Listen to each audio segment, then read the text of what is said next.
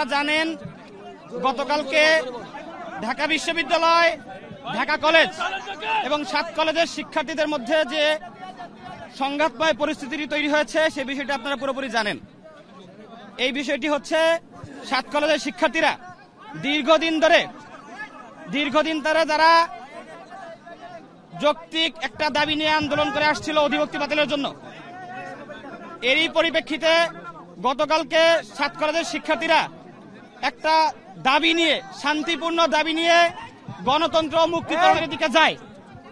এরপরে সেখানে তারা শান্তিপূর্ণভাবে অবস্থান করে।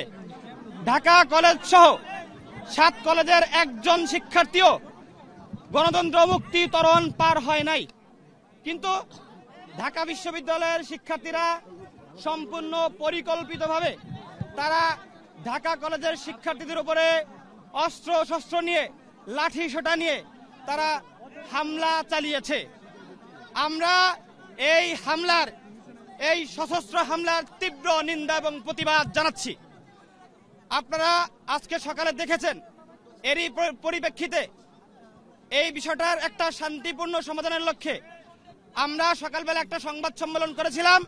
সেখানে আমরা 6 দফা দাবি উপস্থাপন করেছিলাম।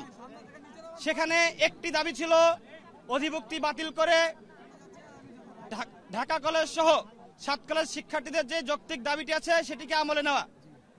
ঢাকা বিশ্ববিদ্যালয় প্রশাসন সহ সংশ্লিষ্ট কর্তৃপক্ষ বিষয়টি আমলে নিয়েছে, এজন্য আমরা তাদেরকে সাধুবাদ জানাচ্ছি। কিন্তু আমাদের এখনো 5টি দাবি বাকি আছে। এই দাবিগুলো মেনে নেওয়ার জন্য এখনো কোনো প্রক্রিয়া কর্তৃপক্ষের পক্ষ থেকে অনুসরণ করা হয়নি। আমাদের গুরুত্বপূর্ণ দাবিগুলোর মধ্যে রয়েছে, গতকালকে ঢাকা বিশ্ববিদ্যালয়ের শিক্ষার্থীরা আমাদের ইডেন কলেজ, বদরুন্নেসা কলেজের সহ 7 কলেজের নারী শিক্ষার্থীদের নিয়ে কুরুচিপূর্ণ মন্তব্য করেছে, অশালীন অঙ্গভঙ্গি করেছে। এই দায় নিয়ে ঢাকা বিশ্ববিদ্যালয় কর্তৃপক্ষকে অবিলম্বে ক্ষমা প্রার্থনা করতে হবে। এরপরে আমাদের আরেকটি দাবি হচ্ছে, গতকালকে আমাদের ঢাকা কলেজের শিক্ষার্থী রাকিবকে নির্মমভাবে পিটিয়ে তাকে আহত করেছে, হত্যার উদ্দেশ্যে তাকে পিটিয়ে আহত করেছে নিউ মার্কেট থানা পুলিশ।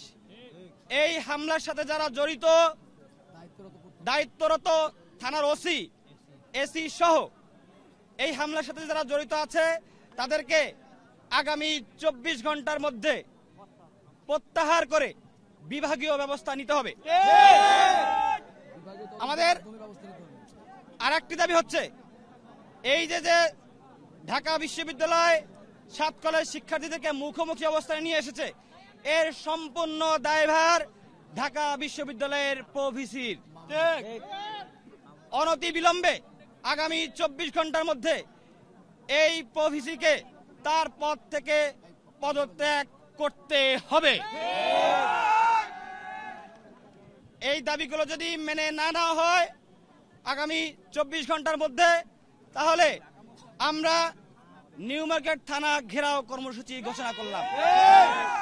সেই সাথে ঢাকা বিশ্ববিদ্যালয় প্রশাসন যদি প্রভিসির বিরুদ্ধে আমাদের দাবি মেনে না নেয় এবং তারা যদি আমাদের সাথে ঢাকা কলেজের শিক্ষার্থীদের কাছে ক্ষমা প্রার্থনা না করে, তাহলে ঢাকা কলেজ সহ 7 কলেজের সামনে থেকে অনির্দিষ্টকালের জন্য ঢাকা বিশ্ববিদ্যালয়ের বাস সহ কোনো যানবাহন চলবে না।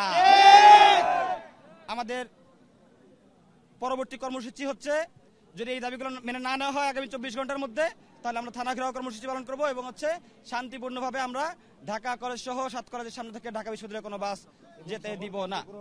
আমরা প্রত্যাশা করছি এই 24 ঘন্টার মধ্যে সরকার কর্তৃপক্ষ তারা আমাদের সাথে যোগাযোগ করবে, বিষয়টা অফিসিয়ালি মিটমাট করবে। আমরা কোনো সংঘাত চাই না, ঢাকা বিশ্ববিদ্যালয়ের শিক্ষার্থীদের সাথে আমাদের কোনো সংঘাত নেই। আমরা মূলত একটি প্রশাসনিক জটিলতার বিরুদ্ধে দীর্ঘদিন ধরে আন্দোলন করে আসছিলাম, কিন্তু তারা আমাদের কথা আমলে নেয়নি। এই জন্যই আমাদের এই কর্মসূচি।